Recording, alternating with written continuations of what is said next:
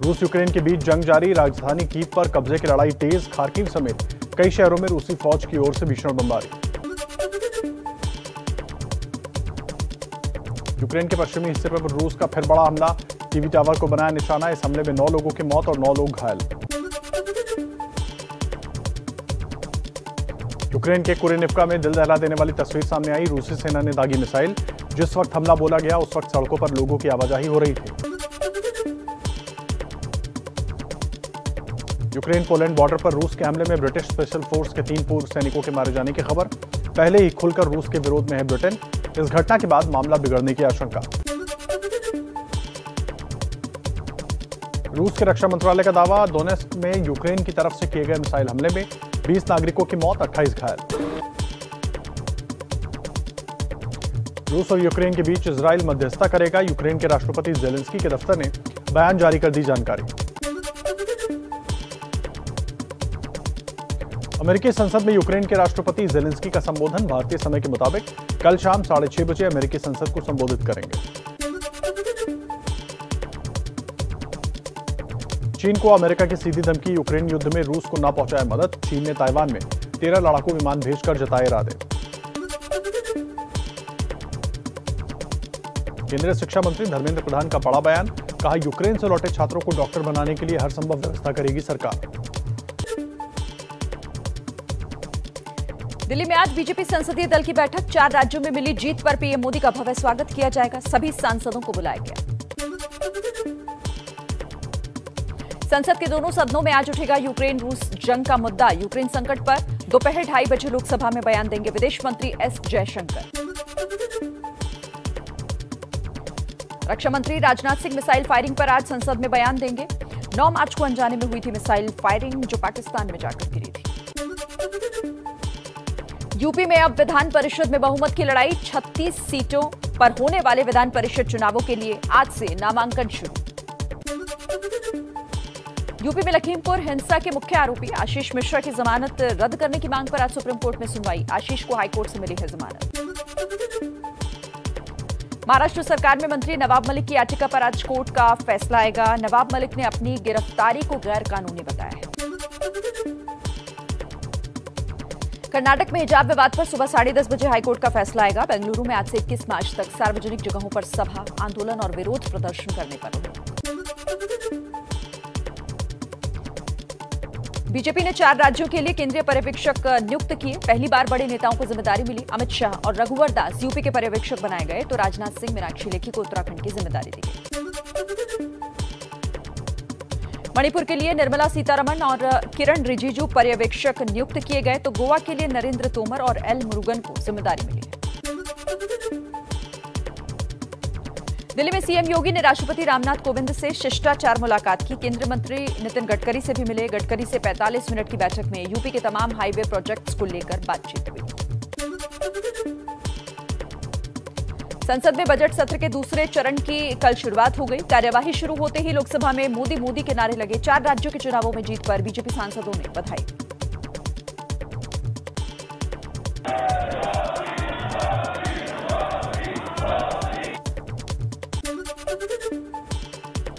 BJP के राष्ट्रीय अध्यक्ष जेपी नड्डा को संसद भवन पहुंचने पर यूपी में जीत के लिए सांसदों ने बधाई दी। यूपी में बीजेपी की हुई है प्रचंड जीत। लखनऊ में यूपी बीजेपी कोर कमेटी की बैठक हुई। सीएम योगी, डिप्टी सीएम केशव मौर्य, दिनेश शर्मा और प्रदेश अध्यक्ष स्वतंत्र देव सिंह मौजूद रहे। यूपी में 20 या 21 मार्च को लखनऊ के एकाना स्टेडियम में 57 मंत्रियों के साथ शपथ ले सकते हैं योगी। सभी जिलों में एलईडी स्क्रीन पर दिखाया जाएगा शपथ ग्रहण समारोह। बीजेपी शासित राज्यों के मुख्यमंत्रियों को भी बुलाया जा सकता है। लंबे समय के बाद गृह राज्य मंत्री अजय मिश्र टेनी भी मीडिया के सामने आए। टेनी ने यूपी में पार्टी की जीत के लिए कानून व्यवस्था में सुधार को श्रेय दिया। देखिए, हम बहुत अच्छा चुनाव जीते हैं। आप सबको बहुत बहुत बधाई, शुभकामनाएं। लॉ एंड ऑर्डर सही रहेगा सर पूरे प्रदेश में? हमें अगर लॉ एंड ऑर्डर सही नहीं होता तो इतना बड़ा बहुमत कैसे मिलता? उत्तराखंड में होली के बाद होगा नए मुख्यमंत्री का ऐलान। 19 मार्च को बीजेपी के पर्यवेक्षक जाएंगे देहरादून। उसी दिन बीजेपी विधायक दल की बैठक हो सकती है। उत्तराखंड में नए सीएम की रेस में पुष्कर सिंह धामी, धन सिंह रावत, सतपाल महाराज, ऋतु खंडूड़ी और गणेश जोशी का नाम शामिल। गोवा में सीएम पर सस्पेंस के बीच अंदरूनी कलह भी सामने आई। गोवा बीजेपी के नवनिर्वाचित विधायक विश्वजीत राणे ने प्रमोद सावंत को अपना नेता मानने से इनकार किया। पंजाब के भावी सीएम भगवंत मान ने लोकसभा की सदस्यता से इस्तीफा दिया। कल शहीद भगत सिंह के गांव में सीएम पद की शपथ लेंगे। विधानसभा का सत्र 17 मार्च से शुरू होगा। भगवंत मान के शपथ ग्रहण समारोह के लिए किसी दूसरी पार्टी से जुड़े हुए मुख्यमंत्री या बड़े नेता को न्योता नहीं दिया गया है। दिल्ली की तरह आम लोगों के बीच शपथ ग्रहण समारोह होगा। तैयारियां लगभग पूरी। पंजाब में निजाम बदलना शुरू हुआ। सीनियर वकील अनमोल रत्न सिद्धू होंगे पंजाब के नए एडवोकेट जनरल। डीएस पटवालिया की जगह नियुक्ति की गई है। दिल्ली नगर निगम का चुनाव टालने के फैसले पर गरमाई राजनीति। आम आदमी पार्टी के कार्यकर्ता बीजेपी मुख्यालय का घेराव करने वाले थे, लेकिन पुलिस ने रोका तो अपने दफ्तर पर किया प्रदर्शन।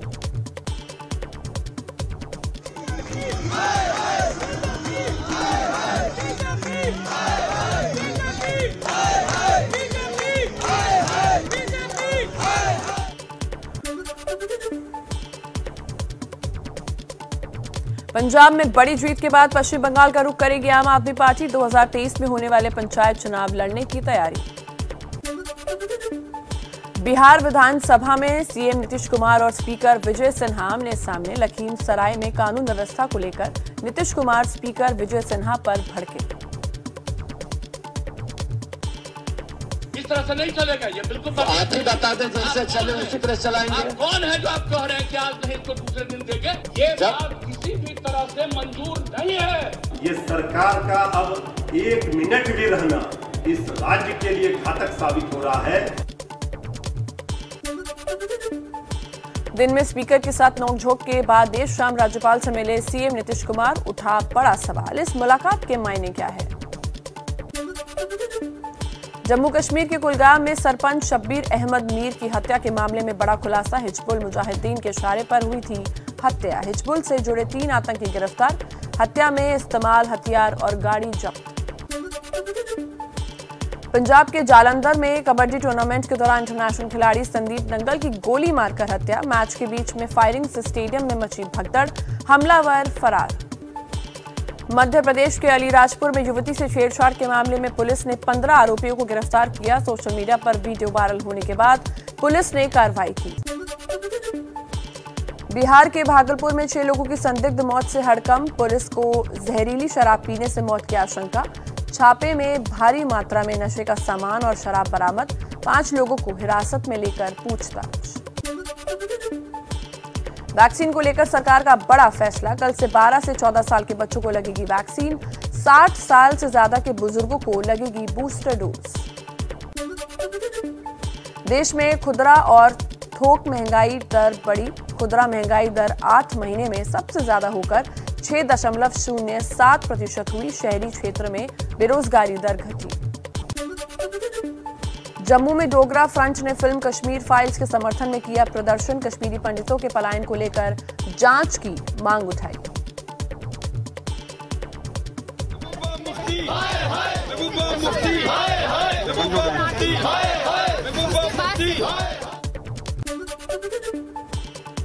संसद में भी गूंजा कश्मीरी पंडितों के पलायन का मुद्दा। सांसदों ने पाक अधिकृत कश्मीर के लिए अलग बजट बनाने की मांग की।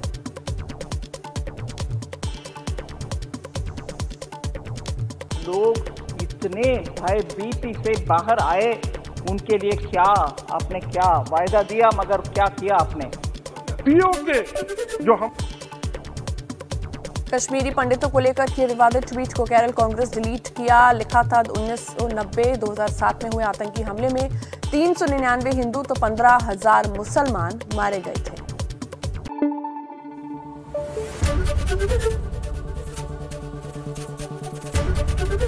एबीपी न्यूज आपको रखे आगे।